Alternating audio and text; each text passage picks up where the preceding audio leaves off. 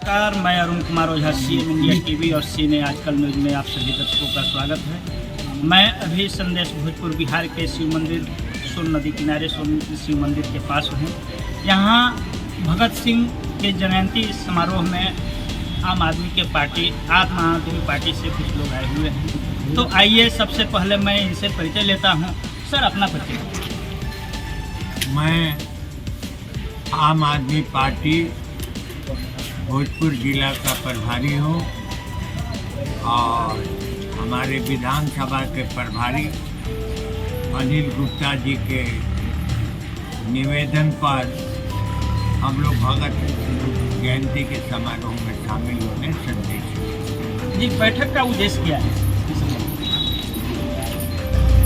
बैठक का ये है कि समाज में आज वास्तव में अगर देखा जाए तो हिंदुस्तान दो है, हिंदुस्तान एक हिंदुस्तान वंचितों का है और एक हिंदुस्तान के लूटने वालों लोगों का है। इस असमानता के वजह से समाज में एक हाहाकार मचा हुआ है। गरीबों के बच्चों को शिक्षा नहीं मिलती है, बीमार में लोगों को मुफ्त दवा दारू नहीं मिलता है, चिकित्सा का अभाव है। सारी चीज महंगाई से इतने आगे दामें बढ़ चुके हैं कि लोग उसको खरीद बिक्री करने में अनेक तरह की परेशानियां उठानी पड़ती है। नौजवानों को नौकरी नहीं मिल रही है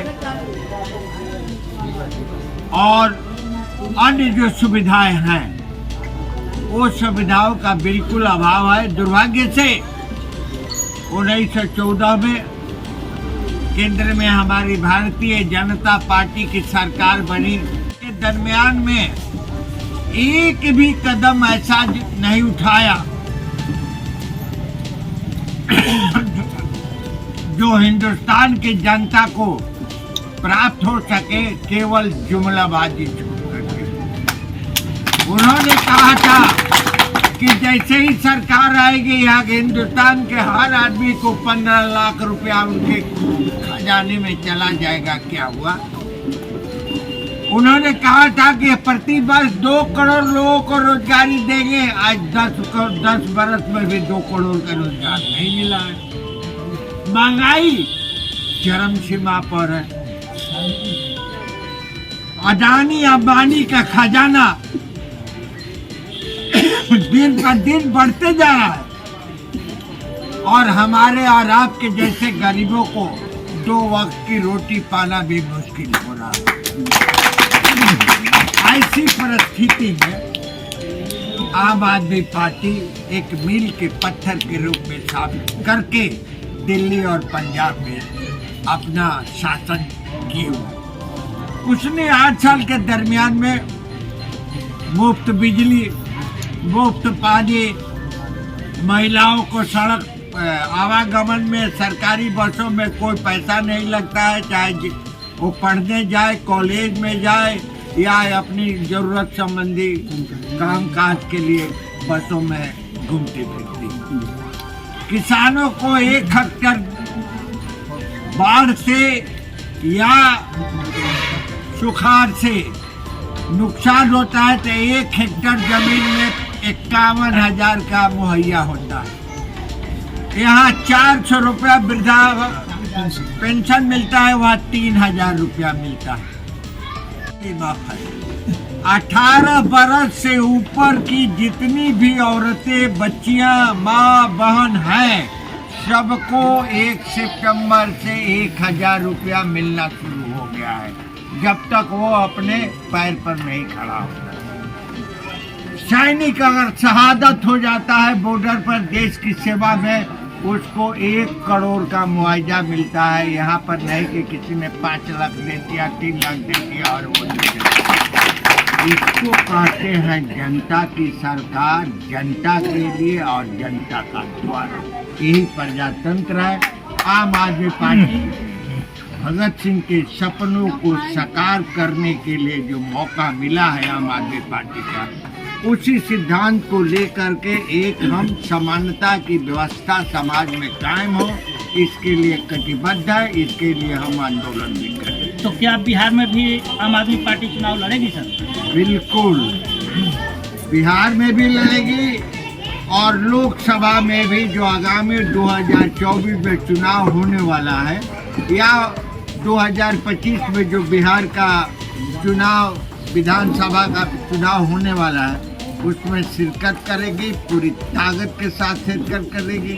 आप इसी से अंदाजा लगा सकते हैं कि पहले शून्य के बारे में शून्य के रूप में हमारा अस्तित्व था। आज एक छोटी सी आवाज़ पर इतने लोग इकट्ठे हैं और इस तरह का सारे प्रखंडों पर, सारे पंचायतों में हमारे साथी मिलजुल कर सभी जगह यूनिट का सपना हो। मंत्री पर जो अनेकों तरह के सवाल आरोप लग रहे हैं, उसके विषय में आप क्या कहना? हमारे सत्येंद्र जैन स्वास्थ्य मंत्री हैं, तो मोदी जी केंद्र सरकार कामकाज के आधार पर आम आदमी पार्टी के सरकार को तो हरा नहीं सकती है, न हरा रही है। वैसे हालत में आम आदमी का झुकाव आम आदमी पार्टी की तरफ बढ़ेगा। इसको प्रतिशोध में उन्होंने एक ईमानदार मंत्री को ईडी, सीबीआई, इनकम टैक्स, ये एजेंसियां सारी भाजपा के इशारे पर कर रहे हैं, जबकि ये सरकारी तंत्र है। सरकारी तंत्र का दुरुपयोग करके ऐसे लोगों को, ईमानदार लोगों को, कर्मठ लोगों को और जनता के बीच काम करने वाले लोगों को वे जो है छापा डलवाने के बाद 3 महीने से उनको जेल में जबरदस्ती पाया। कोर्ट बार बार कर रहा है, कुछ तो सबूत दो, कुछ तो सबूत दो, कुछ तो सबूत दो। सरकार ऐसे हालत में अभी जो है कोर्ट जो है उनको बेल का मिला था। जहाँ तक सिसोदिया जी का सवाल है, आज गर्व के साथ आज CBSE 2022 का रिजल्ट के सर जो निजी स्कूल है उनका 93% रिजल्ट हुआ है, सरकारी दिल्ली में स्कूल का 96%। एक तरफ अरविंद केजरीवाल जी भी प्रधानमंत्री के दौड़ में हैं, हमारे बिहार से नीतीश कुमार जी दौड़ में हैं, पता चल रहा है ममता बनर्जी भी दौड़ में शामिल हैं। विपक्षी जितने लोग हैं, ये 2-3 लोग जो है प्रधानमंत्री के दौड़ में हैं, इसके संबंध में आप क्या कहें? अखबारों के माध्यम से जो न्यूज छपते हैं उनका कहीं कहीं कभी कभी देखा जाता है कि पूरी मनगढ़ंत है। आप हमें दिखा दीजिए कि अरविंद केजरीवाल ने कभी कहा कि मैं 1924 में प्रधानमंत्री लड़ूंगा या प्रधानमंत्री बनने के लिए तैयार हूँ, कभी नहीं कहा।